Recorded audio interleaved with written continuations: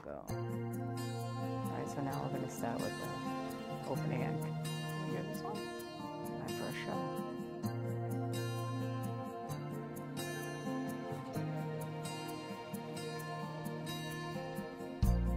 If I believe there's a reason for this pain I'm going through, if I believe that leaving me was all that you could do, if I believe that I can feel you by my side, I'll make it through the night. Everybody out there. Yeah. If I believe that time will teach me how to find my way, if I believe that broken hearts grow stronger every day, if I believe that now you're dancing across the sky, I just might get by.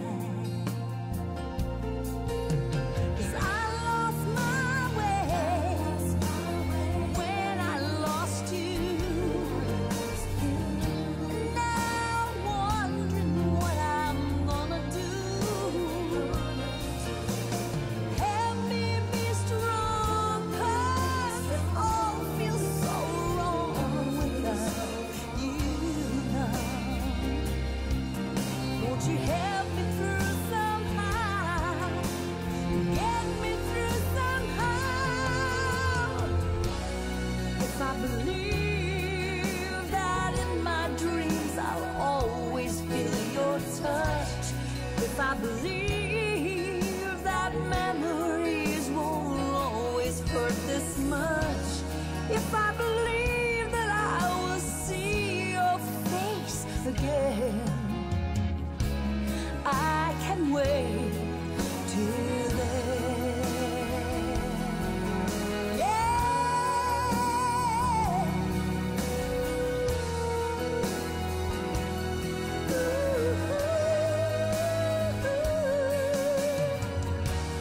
If I believe I'll hold you in my arms again, I can wait. I know that I can wait. I can wait till then.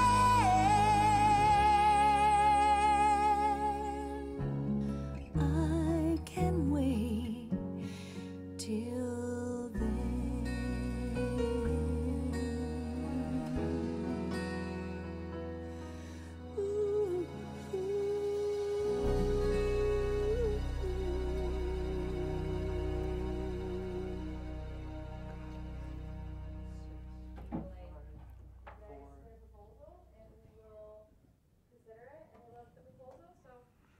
Good evening. My name is Joanne Ravicchio, and welcome to the Somerville Overcoming Addiction Show.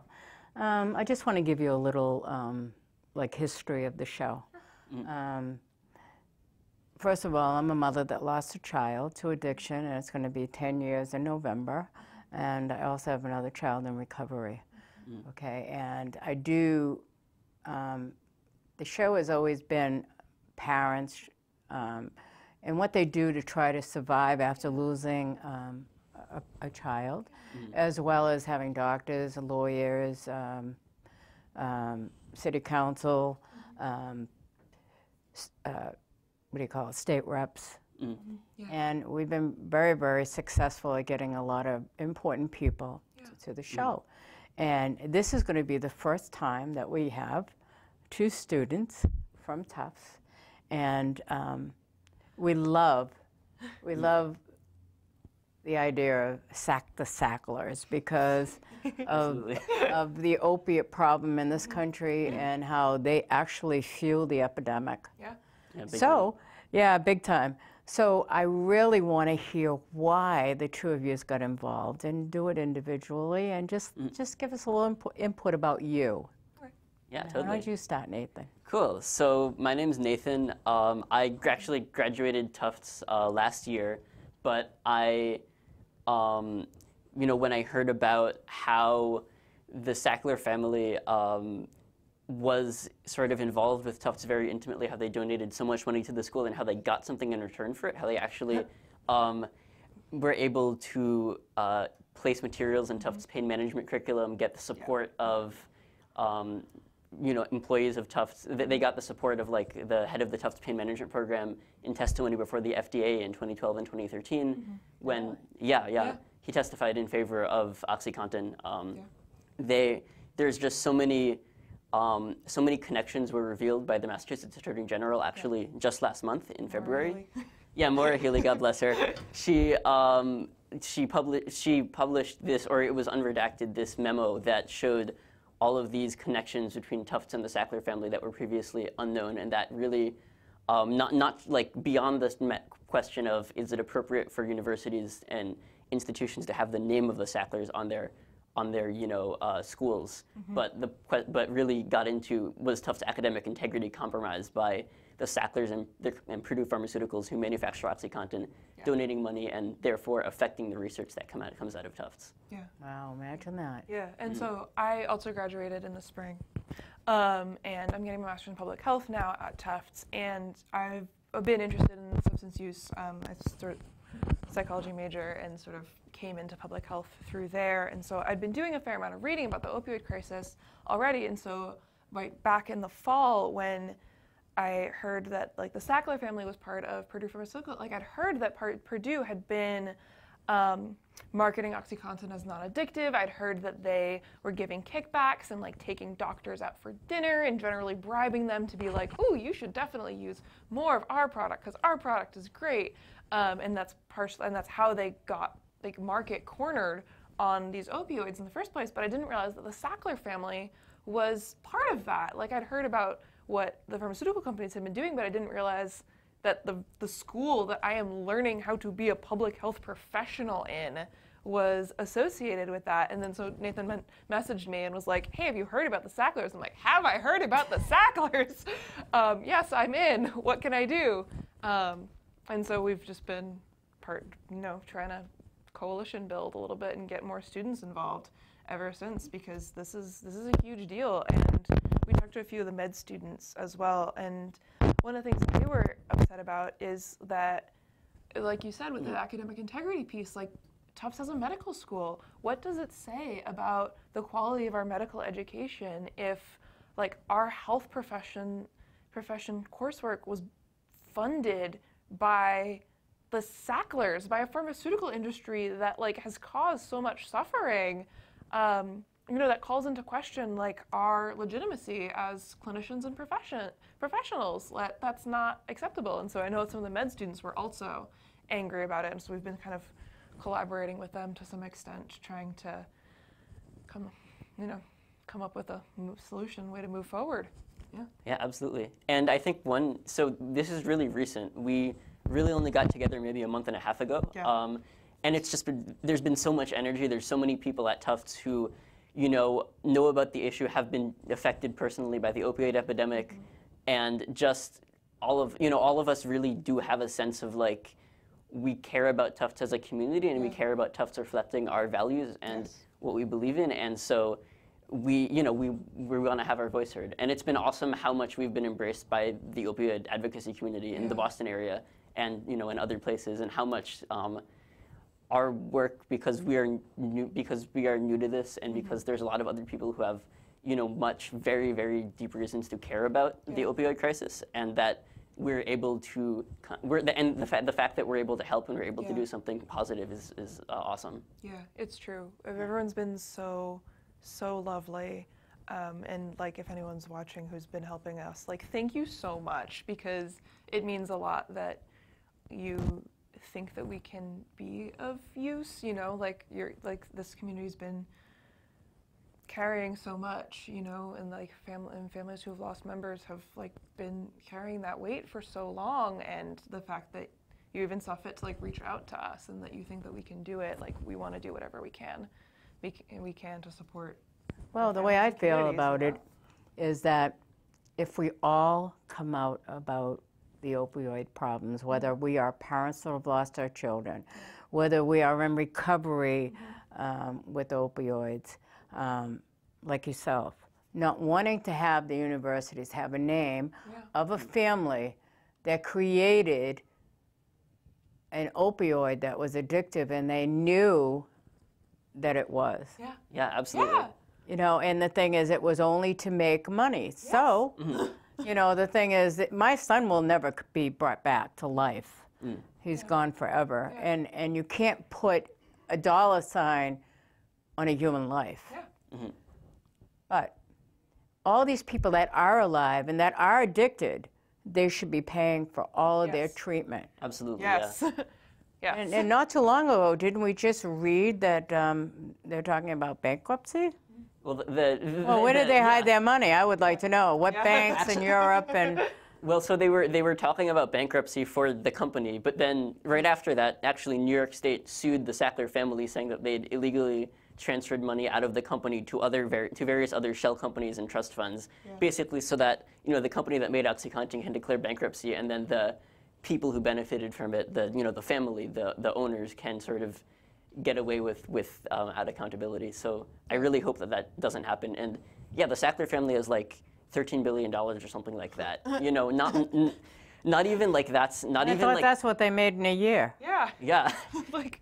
It's crazy. Like not even like that's enough to even really undo the damage, but it would do something if We they can start. yeah. Well, I we was can Narcan for everyone. Like, start actually funding some treatment programs. Like, I'm doing Absolutely. a policy concentration. There's a lot to be done, and Absolutely. I will mention that on Thursday, there's a busload of mothers that are going down to Washington. We're supposed to be going in front of the FDA, but I think our location has been changed to confront the issue. Like, be out there saying the FDA. I mean, I remember in 2015 when we were down there for a 2-day event. One was a Fed Up rally, and the other one was Face the Addiction. And there was no TV stations, no written articles about us being there for 2 days. And there were so many people like Steven Tyler, Patrick Kennedy, the Surgeon General. They're all talking about addiction. We had a lot of people that are in office here in Massachusetts that were down there as well, and no one knew we were there. And one of them was a senator, and he says, "We're not even talking about addiction." And at that point, it was like, why not? Yeah. We're here for this reason. You see all these pictures that we bring here? These are pictures of all the children that, the children that we've lost, and we want something done. So when you have parents like ourselves, okay, anyway, it's going to be Friday. I think it's 10 to 12, we're going to be in front of the FDA with the pictures of our children and probably saying, FDA, why did you kill our kids today? And, why are you killing our kids today? Yeah. I don't actually know the agenda, but I'm sure Cheryl will have it. We need to demand better from the institutions that we put our trust in, like the FDA, like Congress, like universities too. Yeah. See, a lot of people don't know, but on Facebook itself, we have a lot of groups out there. We have a lot of parent groups. We have the GRASP group. We have Learn to Cope. We have Team Sharing that in Massachusetts alone has over 500 members. And to be a member, you have to have lost a child. I mean, we're talking unbelievable amounts of how many people did we lose last year? 72,000 people and the numbers died. just keep rising every year. Like, if you look at all of the graphs, I mean, Right. we were talking about, I know we were talking about data earlier, but like, if we just keep looking, it just keeps going up. Right. We're 72, 64, 52. Yeah. I mean, it just constantly it keeps rising. And you mentioned something about pain management. And was it 1999 that it all of a sudden start to appear about your pain and wanting to manage your pain? So I'm taking a class right now about that's focusing on substance use, and one of the people in my class is a doctor, and she's from, oh God, this is embarrassing. I don't remember where she's from. I think Ukraine, maybe. And so she's a doctor, and so we were talking about the opioid epidemic in the U.S., and one of the things that she was confused about, she's like, I've been a practicing doctor for 20 years, and I've never written a prescription for an opioid. why are you writing prescriptions for these? And we all kind of like looked around and we were like, how do we explain this? Like, how do we give context to this? You know, you don't like think about the specificities of U.S. healthcare politics until you have to actually explain it to someone who doesn't know what that is. And so my professor was talking about how marketing shifted and the way that Purdue and other pharmaceutical companies decided that they wanted to market pain as the fifth vital sign. And so the idea was basically you have to medicate your pain down to zero. And so instead, you know, throughout human history, like we've always tried to mitigate pain, but because there's only so much medicines can do, you know, we've always sort of accepted that like you need to just have enough relief from pain that you can function. And that's sort of what we've been as a human race functioning at for however many thousands of years we've been around. And now we have opioids. And you can medicate your pain down to zero. Opioid medications were originally designed for people who were like dying of cancer or something else that was horrifying and painful. And not to say that people who are dying don't deserve their comforts, but I think it's a big jump to say we're going to take medications that we use to treat the dying and we're going to give them to someone who just had their wisdom teeth removed. You'll survive. Like, I've had my wisdom teeth removed, I survived, it was fine. Like, was it comfortable? Yes, it was fine, you know? And so we've come in with this idea that pain needs to be at zero, that you need to never feel pain, and we have the drugs to do it, so why not? And that's sort of where the overprescribing comes in, is that everyone just starts getting massive amounts of painkillers. But not only that, take as needed. Yeah, exactly. Yeah. Like, what do you mean as needed? How many am I supposed to take at once? I mean, they could say, oh, well, I needed a whole bottle in one day. And no one checks that. Like, prescription monitoring programs have only started to come around in the past maybe 5 years or so. Do you know what those are? Prescription monitoring programs? Yeah. Like where they keep track of how many you've taken? Yeah, that makes sense. Good. Should I explain for the audience? Go ahead. Yeah. Okay, let me make sure. Okay. It's your show. So the idea behind prescription monitoring programs was basically that like a doctor might write a prescription for, you know, say for a month's worth of opioids. Here, take this bottle, go to your CVS, and you'll pick that up. And then the same person could show up at a different doctor's office and get the same amount of opioids. And so then you have lots and lots of opioids out in the country that are accessible. And so the idea behind a prescription monitoring program is that now patients who receive opioids will have their like name and information tracked. And so if they try to go to a different doctor or even a different CVS or other pharmacy, that like if they put their name in, it will come up in the system that says, oh, this person already has this prescription. And so the idea being that like it'll be harder to get vast amounts of prescription medication. So that's one of the ways that they're trying to sort of control the amount of medications that are being distributed by doctors. Well, sometimes, I know that it's been in effect, okay, Frankie's been gone since 2009, and previous to that, if one of my children ended up in the hospital, a red flag would come up about saying that they had, that there was a problem with addiction, opioids. Yeah. So that's been around for a long time. Yeah. Whether or not it's new that it goes from one doctor to the other. Yeah. Well, great. Yeah, it's those kinds of things are really important. Because that's what a lot of people would go down to Florida and go to all these pain clinics because at that point, the doctors weren't limited to how many scripts that they could give out in a day. Exactly. But they did limit that to 150, and that's an awful lot of scripts, if you ask me. That's crazy. Yeah. It is. I don't know what it is right now, but I do know I read something not too long ago that said that they're limiting them. I think it's more like 2 weeks or so now, which does create questions for people who have chronic pain, but that's because that's where our problem started. And so one of the things the Sacklers are implicated in actually is they just relentlessly tried to get doctors to sell more and more and more opioids. They had like hundreds of thousands of meetings between their sales reps and doctors, including some that Richard Sackler, you know, like the owner of the company who's not supposed to do this kind of thing, like went on some of these sales meetings because he wanted to push his employees to overdo it. There was an internal compliance email actually where the like compliance people who are the ones who decide whether they're breaking the law or not, were like sending around, Richard Sackler wanted to do this, and the compliance people were like, is this a good idea? Could this expose the Sacklers, who are the owners and who we want to protect above all else, to legal liability? And somewhere in the email chain, somebody just wrote lol. Because like what the Sacklers were doing was so incredibly unethical, and also opened them up to individual legal liability potentially for how they were selling these drugs. Another thing with regard to the pill mills is the part of their marketing strategy was they identified the doctors who were prescribing the most opioids, because they decided that they want to sell as much as possible. Yes. We're going to focus on the people who are selling as much as possible. And so that led to people who are very clearly pill mills, who were improperly prescribing, and anybody could have known that just based on how many pills they were sending out. Yeah. And the Purdue Pharmaceuticals continued sending representatives to these doctors, continued asking them to prescribe more and higher doses of opioids. Yeah. And actually in this, just in terms of the sense of how many large and powerful institutions were involved in this, the Sacklers consulted with this firm called McKinsey, which is one of the 4 largest consulting firms in the world. Yes.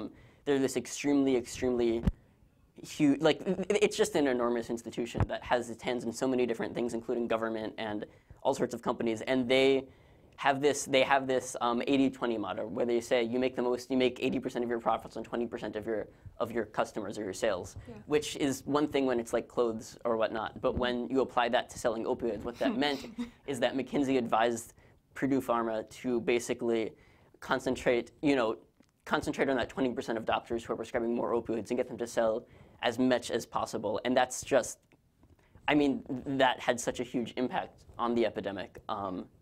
So, that's, I think, You did your research, didn't you? Yeah. yeah, there's a lot of really awesome people in the advocacy community who have done this research. There's journalists who have done amazing research, and so there's so much out there, and there's so much out there that implicates, like uncomfortably implicates just these companies, institutions that we really expect better from. Yeah. And some people have been doing that kind of research for a while. I mean, when was when was the first John Oliver section on it? Yeah. That was like a few years ago, Yeah. like people journalists have been pointing out that the Sacklers have been involved for a long time. This is not a recent thing. It just got our attention because suddenly Tufts in Massachusetts were joining in the conversation.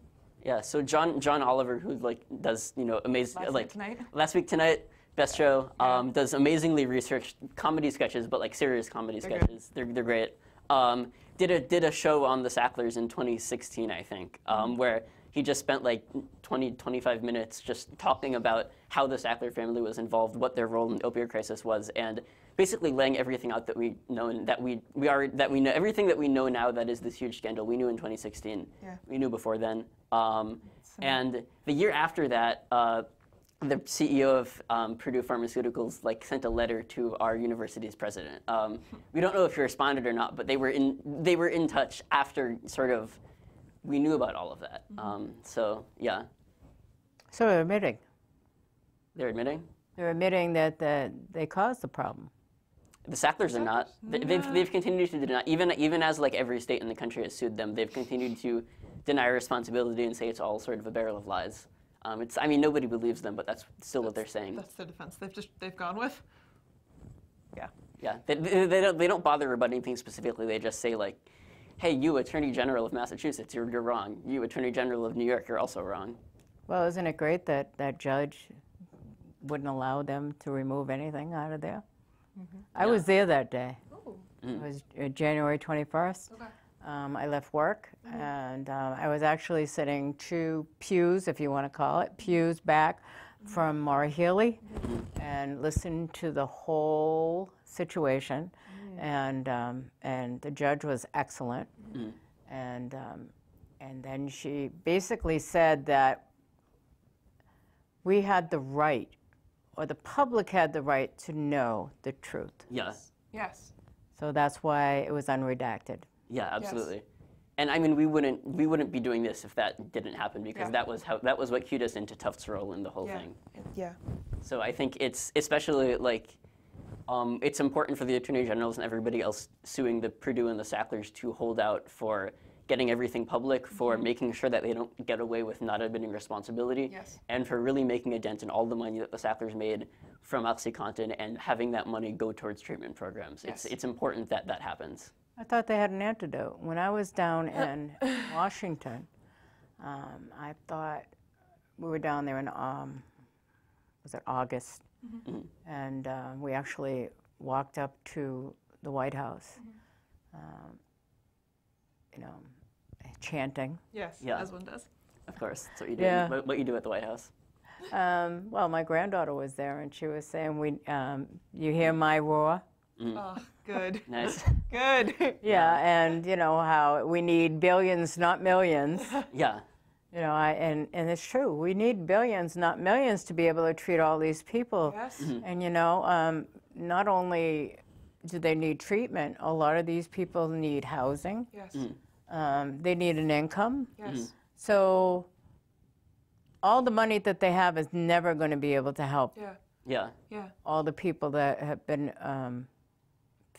you know, Yeah. hurt Yeah. by this addiction. Yeah. It's a really. It's not an epidemic anymore, it's a pandemic, and we need to do something about it. And that's why students from Tufts or people from Teams Sharing, or, you know, we all have to band together, Yes. Absolutely. okay? And as a whole, we all could make a difference. Yes. Yeah, we can. Yeah. And not to keep quiet anymore, Yeah.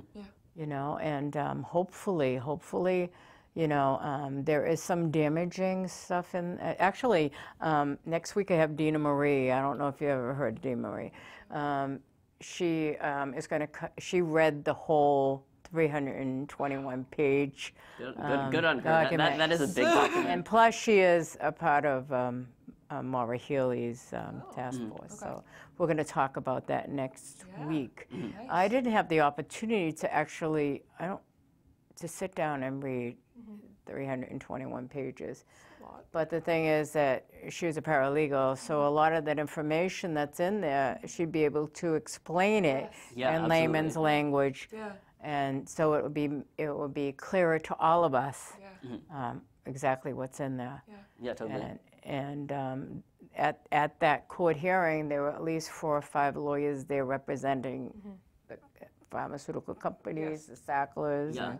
and whatnot. And they still have $13 billion they can pay for. They can pay for Get the some best good lawyers. They can pay for the best lawyers in the world to try to stop Yeah. this. No, I think they have more than 13 billion. We better get Yeah, better yeah, they have research than that. Yeah. No. And that's what I mean. Your work and the work of other journalists is so important that it's going to be critical that we have people who are able to take this issue and turn it into something understandable and clear and accurate, so that listeners, readers, and other community members can learn about it and take appropriate action. I mean, Right. yeah, we all need to know if we want to. First off, if we just want to make sure that the people who are responsible help pay a little bit for a little bit of the solution, Yeah. we need to know what happened. And if we want to stop this from happening again, we need to know what happened. Actually, so the Sackler family, once they realized that this was too big and they started trying to just extract money from OxyContin and from opioids, they put some of that money into treatment programs. So now the Sacklers are funding treatments for the epidemic that they caused. And there's a big difference between that money them being held accountable and then that money being taken by responsible institutions and used to develop treatment programs versus them doing it themselves and then controlling the treatment and profiting from the treatment, which is what is not acceptable either. Which Now is you've got, unacceptable. They've cornered both ends of the market. It's not cool it's obviously completely not okay from an ethical perspective, but also not good from an economic perspective either. Yeah, and so we need to understand this is happening, and we need to stop it, and we need to make sure that the legal system, the state governments, all these institutions that are democratically accountable to us really represent us and make sure that these huge institutions are accountable and help now. So the group of people that you're involved with that want to sack the Sacklers, Yeah. are they all students? It's a mix of Yeah, I'd say mostly students, also alumni, and certainly there are faculty who care a lot about this. The Faculty Senate actually passed a resolution calling on Tufts to, transparently investigate Yes. Tufts' connections to the Sackler family and to their companies, and to publicly release what that investigation finds. Yeah. When do you think that'll be through? So, Or was it going to be a Mueller? oh man, do we have a story for okay. for all of you? Yeah, go for it. Go. yeah. Okay, Look good. right at that camera. You tell them. We still have plenty of time. So actually, Tufts just announced an investigation into our connections to the Sackler family and Purdue Pharmaceuticals. The investigation is going to be run by the guy who caught Whitey Bulger, the former U.S. attorney from Massachusetts. Yes. That's great. It's awesome that Tufts is doing that, and it's awesome that Tufts is being serious about having a structure that, like they hired someone credible to do it. Yeah. However, Tufts is not going to release the investigation's findings publicly. They're going to keep it a secret. What they're going to do, what they said they're going to do is convene a group of academics. They get to decide who that group would. The administration would get to decide who that group would be, and that panel will see the findings and then release recommendations. So we, the public, the Tufts community, the Somerville community, would never see what those connections actually are. And this is a problem not just because we want to hold people accountable and we want to understand, and understanding is the first step towards solving the problem. You can't solve it unless you know. But also because Tufts could very well have information that's pertinent to the case against the Sackler family or the case against Purdue Pharmaceuticals. Those connections, Tufts was involved very early in sort of the Sacklers' connections to the medical community and their attempts to legitimize what they were doing in the eyes of the mainstream medical community.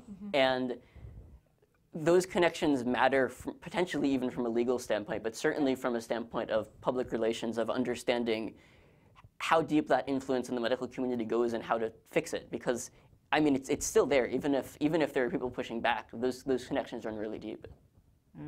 So you're saying that some of this information could possibly help the Maura Healey case to get it.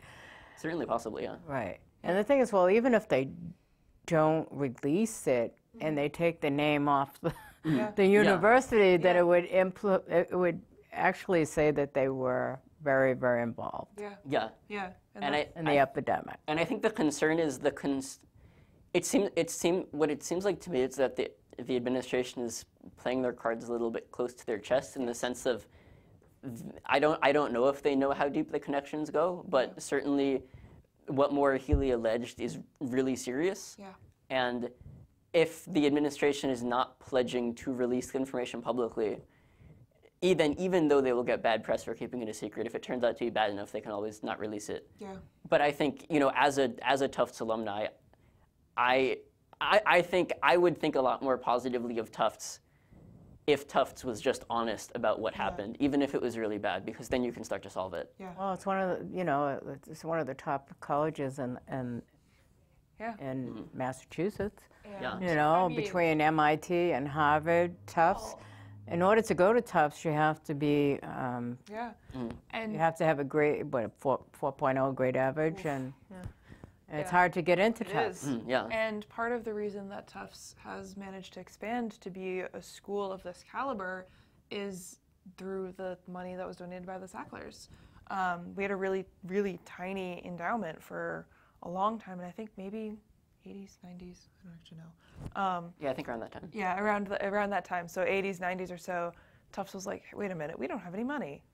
All of the schools we want to compete with have a lot of money. How do we get money? We need to expand. We need to have more programs. We want to be like Harvard. We want to be like Harvard. So we still want to be like Harvard, but we're bitter about it. We're bitter about it. We don't like Harvard. Do we have competition here? A little bit. A little bit. Yeah, a bit of bit. competition. Only a little. And so, the money from the Sacklers was needed in the eyes of Tufts University, I think, in that allowed them to expand their reach and to build some new buildings, not new dorms, but that's another issue. and to develop more programs and to build like the prep. You're program. talking about a lot of money. Yeah, I'm talking about a lot of money that was invested. I didn't even know. Into Tufts University so that we could take our place as one of the top research universities in the country. Like, that doesn't happen without funding. Yeah. And the Sacklers were willing to give it to us. So to put some detail into this, so the Tufts has Tufts has the Sackler School of Biomedical Sciences, which was founded with money from 3 of the Sackler brothers in 1980. So a while ago, that was before OxyContin was invented, but after they had been involved in Valium. Yeah. So the Sacklers actually did a similar thing with Valium in the 1970s, which fortunately isn't quite. Still a It was a really big problem. Yeah. Still is, absolutely. But so that school, the Sackler School for Biomedical Sciences, was entirely founded with Sackler donations. I don't know like over the whole course of its lifespan what percentage of its funding has come from them, but I mean, they have their name on it. Yeah, and so that's 145 Harrison Avenue, which is the building that is used for medical education, the biomedical program. So that's like an MBS program for, basically, it's most of the people in the Masters of Biomedical Sciences program plan to go to medical school, and so they're taking like another year to do more science classes. But we also have a PhD, I think, in biomedical sciences, so training you to do biomedical research. My own program, which is the Public Health and Professional Degrees program, so we have Masters of Public Health program. We have the PrEP program, which is, oh gosh, what does that stand for? Pain Research, Education, and Policy. That's it. And Masters in Health Communications, so how do we like write well about various health issues? And all of those are hosted in that building, the 145 Harrison Ave, aka the Sackler building, which we are now calling Med Ed as medical education because we don't want to use that name. Yeah, even if the university drags its feet on renaming things, we don't have to. We don't have to. We may at some point just like put some post-it notes over all the Sackler names in the building. Yeah. That might be a thing that happens. Maybe rename it after somebody who's more deserving of having their name on a building. Yes.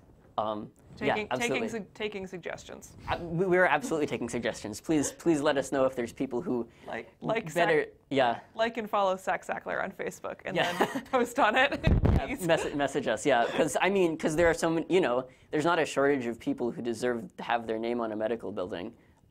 There's even maybe people Tufts connected. So it shouldn't just be about money.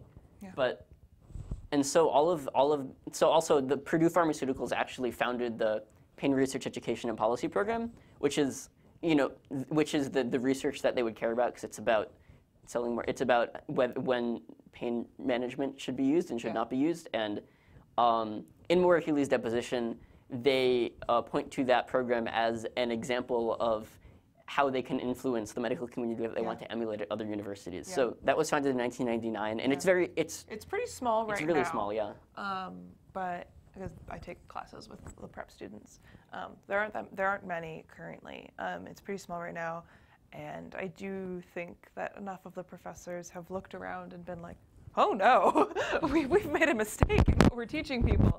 But Tufts is one of the few universities in the world, well, country at least, that has a master's specifically on pain management. And so that has been like a selling point for Tufts to be able to say, look at these professional health degrees we have. We have this. This is really cool. We're the only ones that do this. But the only reason that we do this is because it was funded by the pharmaceutical company that wanted to make money off of people being trained in advocating for the use of their product. It really sucks that it was like founded for a reason. Yeah. Because it would be really interesting to think about, like, how do you manage chronic pain? Like, that's a big issue in our world. Like, we have a lot of people who are working really long hours doing manual labor and being forced to work through pain in order to put food on the table. Like, of course people are seeking pain relievers. Like, of course that is. But that's a structural issue. I'm taking an occupational health class right now also. So like this whole semester has been very nice in terms of preparing me for this kind of work. But oh no, I completely lost my train of thought. Oh God. Okay, but the reason that we have workers who are in pain is because managers and the people who hire those laborers have like designed work in a certain way that, for example, like pickers in Florida, for example, who are like picking, berries or other fruits.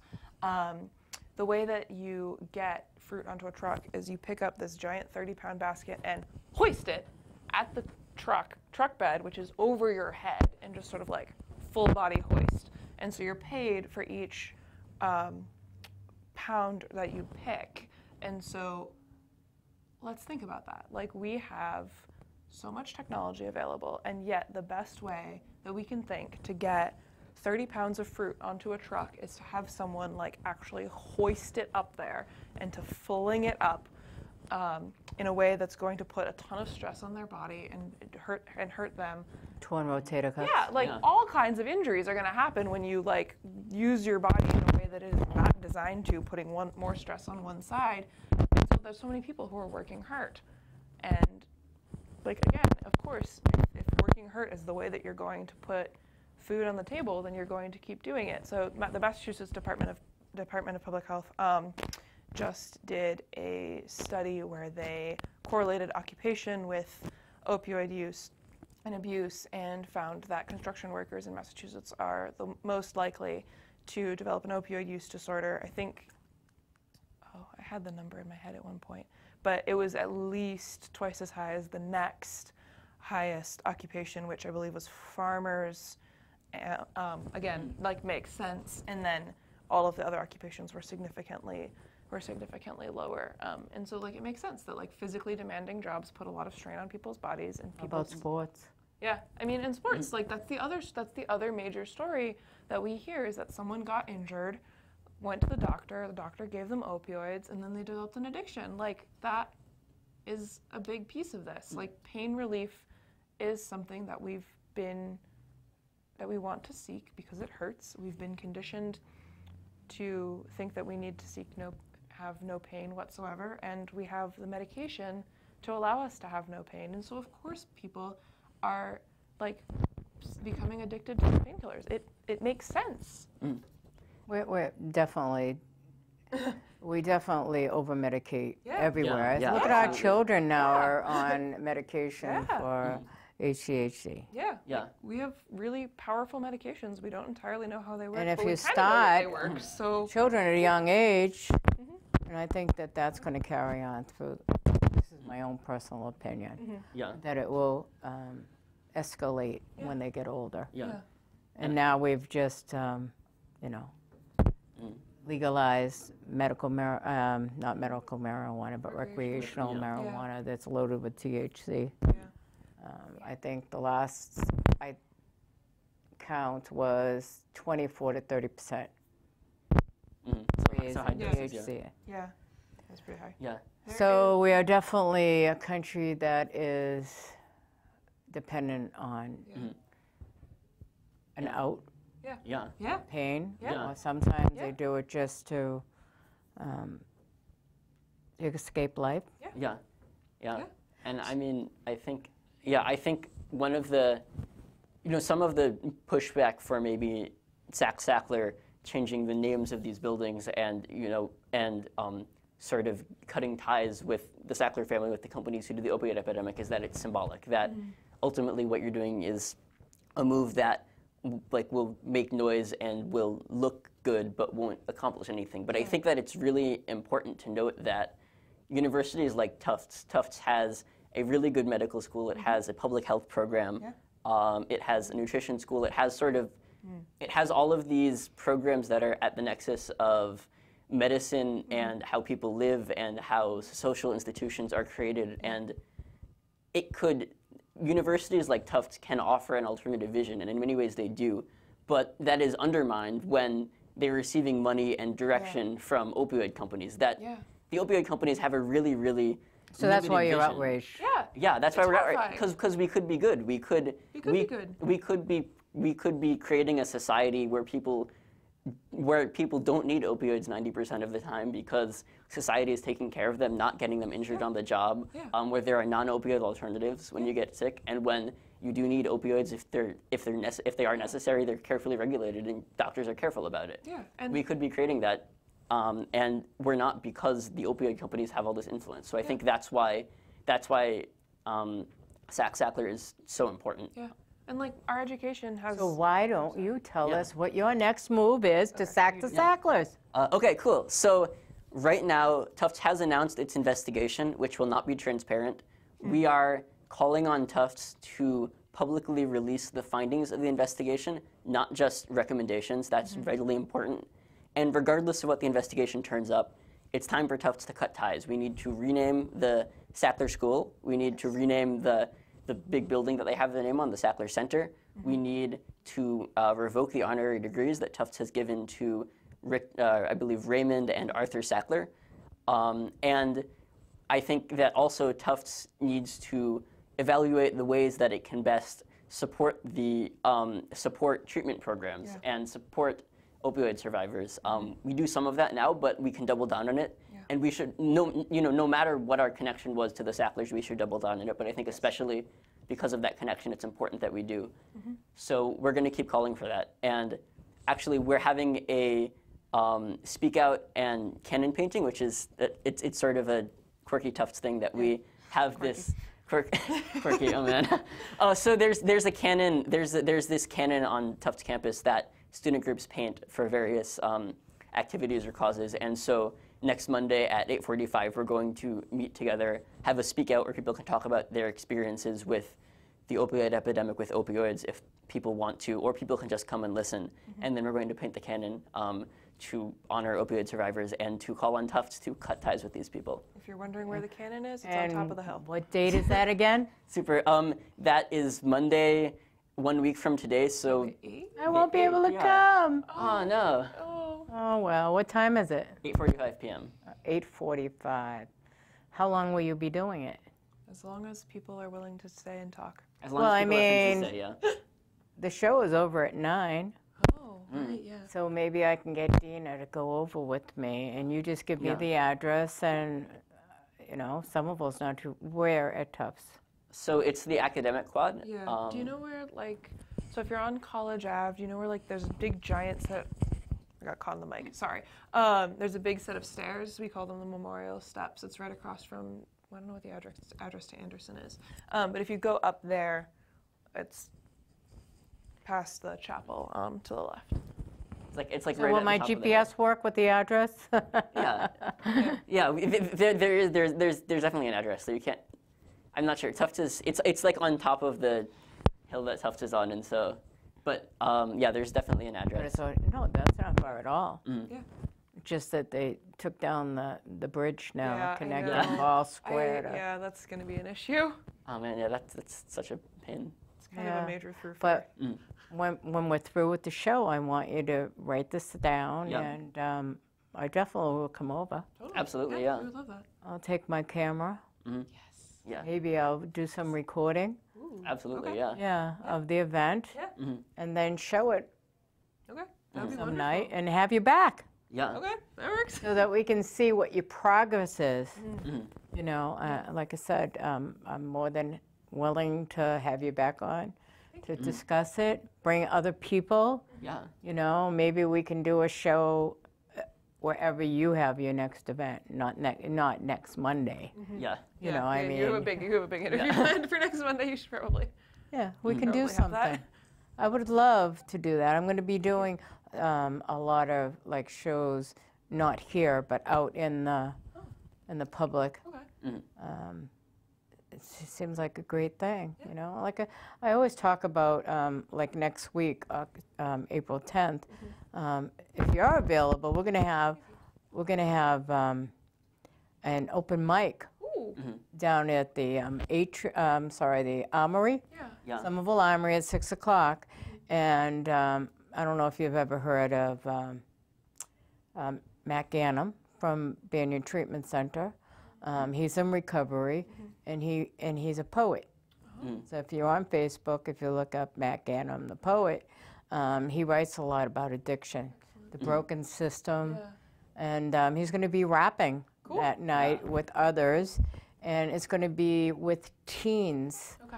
We have a teen empowerment group. Yes, very important. They have an open mic every month. Oh, cool. So together, I said to them, why don't we have something about substance abuse? Yeah, absolutely. Definitely. You know, we can so definitely try and publicize Yeah, that. we're looking at to swap. April 10th, and I would love, and it holds quite a few people. That's true. The armory's huge. Yeah, so I'd love to have you come. Yeah, absolutely. Yeah. You know, we have painting, and we're going to have we'll have open mic. And if Cool. there's anything that you want to even talk about, you could probably get up and talk for about 5 minutes. Okay. All right. You know, Cool. that would be a great thing. Like I would be said, a great thing. together we all can accomplish more. That's true. Yeah, absolutely. Yeah. You know, We've been in touch with opioid advocates. We've been in Yeah. touch with professors and other people in the Tufts community, and it almost feels like all of people coming at this issue from different perspectives, all have different things to add to it, Yeah. and together, if we coordinate, we have, we're such a strong and powerful voice of accountability and of change. Yeah. absolutely. And I think that with the help of you and others, other universities and other students Yeah. from universities, Because we are going to try and reach out to Harvard and MIT because Sackler's. yeah, giving them because money I also. know that something was, I was supposed to go at noontime somewhere at the Harvard University, but I Yeah. think that it's changed. I'm not quite sure, and I will find out. Yeah, Harvard is holding a rally in mid-April. They're going to be holding a big rally, so that's another. So another are thing there that- another thing students everyone- that are in the Another same- thing to put on your calendars, yeah. Yeah, So they're all they're all working just like yourself yeah, yeah, to have these names removed from their universities. yeah.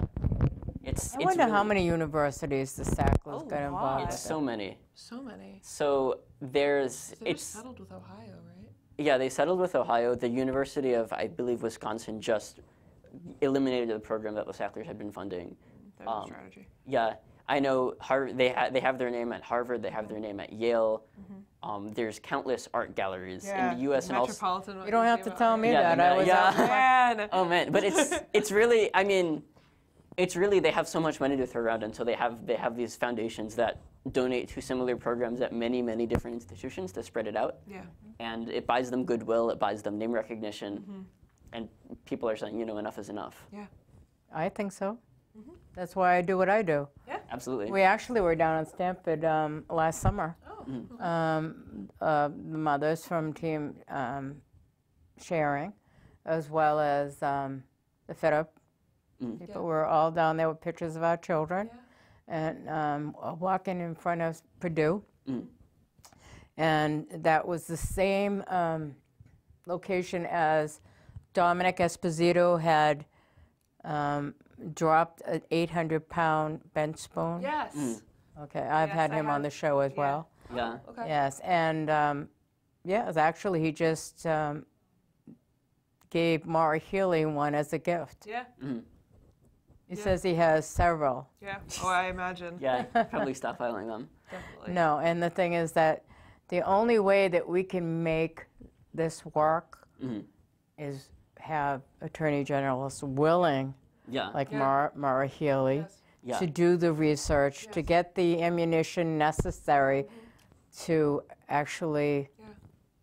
This, They have if this goes all the sack the Sacklers. yeah. if this goes all the way to the top, like that's the way we're going to have to combat it, Like the way that the problem started is the way we're going to have to finish it. And if Right. that means we're going to have to use everything we have to go after the people who have power, like the Sackler family, then time to start using our political will. Yeah, the attorney generals are democratically elected to represent us against all these. If a company is doing something wrong, it's the attorney general's job to hold them accountable. And so, Maura Healy has been awesome so far, and she has to hold out until the Sacklers are, admit liability and have to pay back some of their fortune.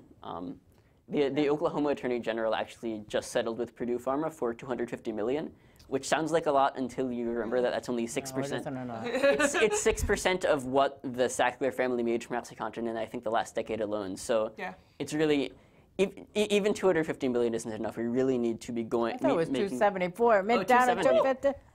250. Maybe that. But Yeah, it's either way. it's important that the attorney generals do their jobs right now because Yeah. they are in a position to really do something about this. So keep doing what Somerville, you're doing, actually. Laura Healy, if you're watching. Yep.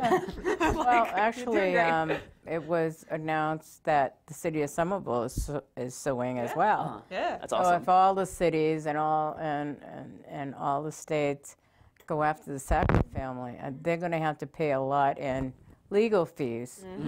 So eventually, maybe they'll go broke that way. Who knows? Well, it's not as good as getting that money for recovery programs, yeah. but it's Right. Education too. Yeah. You know, not only should they pay for treatment centers, they need to educate the young Yes. yeah. about addiction. Yes. I mean, health education in general in the U.S. is in a sorry state. Did you know that states are not required to provide medically accurate health information? Just putting that out there. Yeah. That's Now she's unfortunate. going to say That's that. unfortunate. We have 3 more minutes left. Now she's going to add that to the topic. Yeah, but so I agree. I think health education, I think prevention is really important in starting young. The earlier people start using substance use increases the odds that someone will develop an addiction, and so that's one of the reasons why preventative education is really important and other forms of prevention for people who may already be using to make sure that they don't develop an addiction or to treat them and help them get into recovery is really important. Absolutely. And the children in schools, Yeah. they need to teach them very, very young. Yeah. I mean, 3rd, 4th, 5th grade, Yeah. I don't think that is very, very early yeah. because of edibles Yeah. and a lot of other things that are out there, not just opioids, but there's an awful lot of, I mean, everything is developed around the color, Yeah. gummy bears. And cigarettes, who like- actually would want that? A child. Exactly. Yeah.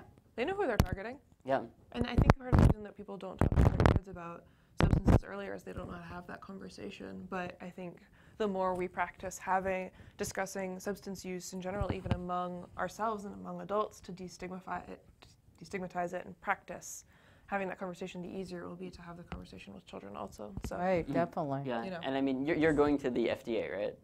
Yeah. It's their job to make sure that substances aren't marketed to kids, and they face a ton of when they successfully do it, and they face a ton of industry pressure on things like vaping. Yes. Certainly, all sorts We're of already substances. talking about Don't get me vaping. started Vaping on is a big vaping. issue. Yeah, that's a totally. Don't get me started. Now we have totally a different topic. storyline here. We'll have to do this at another time, and I'd gladly have you back on the show Yeah. to discuss Yes. vaping Oh, happy. Yeah. sorts, because I see that being a major issue amongst the young. Yeah. But Because marijuana smells, but if you're vaping and you're, doesn't. and you're ingesting, Substance. it doesn't smell. yeah, well, but so the through line in all of this is the FDA. Good night, everyone. We'll be back another time. Night. Night. Yeah. But I'm going to have him shut this off. Okay. We're still on YouTube, so. Cool. Do you want to finish your sentence then? Oh yeah, sure. So the Yeah, you through, can speak. yeah. Okay, yeah.